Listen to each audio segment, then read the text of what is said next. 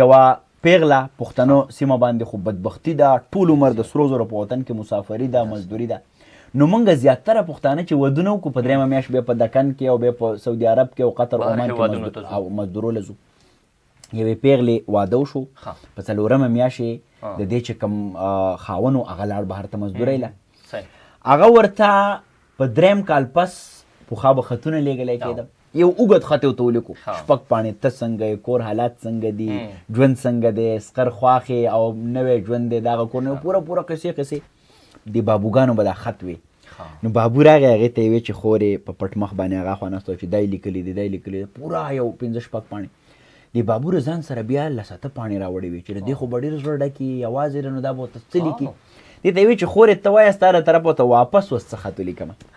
دې ته ویې بابو صاحب زما له طرفه ورته صرف دا یوه ټپه ولیکه چې څوک چې د چا د باغچې ګل شي مناسب نه ده چې څوکړې پې تېروي. عثمان جانه د هغه د شپږ پاڼو جواب په د یوه ټپه کې دا دومره کوټلی جواب دی چې زه دا هم په دعوې سره وایم چې د هغه په شپږ پاڼه خط کې به دومره زور نه څومره چې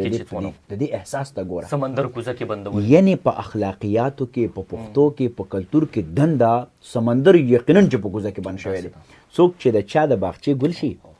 مناسب نه دی چې څوکړې پې تېروي نه، چې یه سړیه زه خو تا له رالم، خپل مور و پلار مې پرېښو، هر څه مې پرېښو او ستا باغچې له رالم،